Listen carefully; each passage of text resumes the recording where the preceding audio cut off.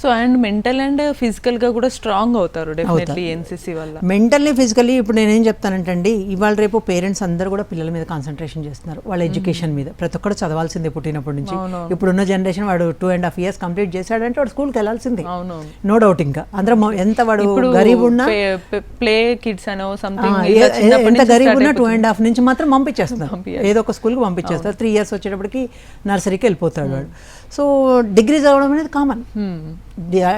School నుంచి చదివినప్పుడు నువ్వు ఫస్ట్ క్లాస్ నుంచి చదివితే డిగ్రీకి వచ్చేటప్పటికి కామన్ అయిపోయింది. ప్రతి ఒక్కళ్ళు మన ఏజ్ గ్రూప్లో ఉన్న, ఇప్పుడు ఆ ఏజ్ గ్రూప్లో ఉన్న పిల్లలందరూ కూడా చదువుతూనే ఉన్నారు. చదువు ఆపేసిన వాళ్ళు వెరీ ఫ్యూ, పర్సంటేజ్ చూస్తే 5%, 10% కూడా ఉండదు. అట్లీస్ట్ పాస్ కోసం అన్నా సరే చదువుతున్నారు. 90% డిగ్రీ వరకు లాగుతున్నారు అందరు కూడా.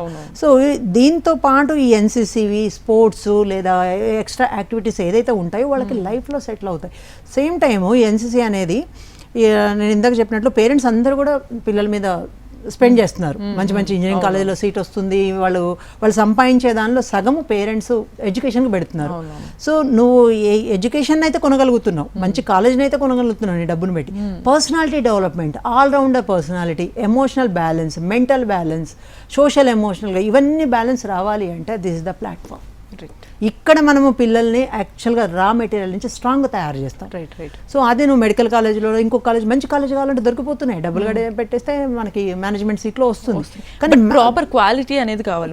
పిల్లల్లో ఆల్రౌండర్ పర్సనాలిటీ, ఆ కాన్ఫిడెన్స్ బిల్డ్ చేయాలి. ఆ కాన్ఫిడెన్స్ రావాలి అంటే this is the exactly platform.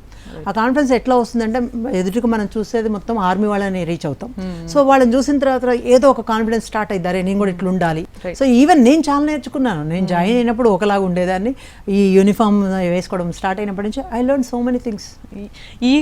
ఈ జర్నీ మొత్తంలో కూడా definitely family support, like moral support అనేది మీకు చాలా స్ట్రాంగ్గా ఉండింది. అటు అమ్మమ్మ గారు ఇచ్చారు, ఇటు మీ హస్బెండ్ కూడా ఇచ్చారు కదా. సో ఆ హస్బెండ్ సపోర్ట్ ఇదంతా కూడా behind every women success there is a man అన్నట్టు ఉంది మీ సిచ్యువేషన్ లో. సో మీరు ఏం డిస్క్రైబ్ చేస్తారు? మా హస్బెండ్ లాజిస్టిక్ బిజినెస్ లో ఉన్నారు, ఒక పాప బాబు ఉన్నారు నాకు. పాప LLB అండ్ MCom కంప్లీటెడ్, ఇప్పుడు జాబ్ చేస్తున్నారు. యాక్చువల్గా సివిల్స్ అనుకొని తను టార్గెట్ పెట్టుకుంది, then suddenly she change into some other stream. So ఇప్పుడు సిటీలోనే హైదరాబాద్లో జాబ్ చేస్తుంది. So she is having good life. And బాబు 12th క్లాస్ ఉన్నాడు, DPSలో చదువుతున్నాడు. So husband full support. నేను క్యాంప్కి వెళ్తున్నానంటే నేను చూసుకుంటానని చెప్పడము. నేను ఎప్పుడైతే ఫస్ట్ కమిషన్ వెళ్ళానో ఆ టైంలో నా డాటర్ 17 months బేబీని మా అమ్మమ్మకి మా హస్బెండ్కి వదిలేసి నేను క్యాంప్కి వెళ్ళాను. 3 months ట్రైనింగ్కి వెళ్ళాను అకాడమీకి. సో ఆ 3 months ఆ పాపను చూడడానికి, ఆ టైం అంటే ఇంకా 2 years కూడా కంప్లీట్ అవ్వలేదు, ఆ టైంలో తన కేర్ తీసుకొని చేశారు. ఇప్పటి వరకు కూడా ఏ రోజు దేనికి నో చెప్పలే మా హస్బెండ్. నేనున్నాను, నువ్వు చేసి అన్న విధంగా అంత సపోర్ట్గా ఉన్నారు. సో నా సక్సెస్కి బిహైండ్ వన్ రీజన్ అమ్మమ్మ, one reason is my husband.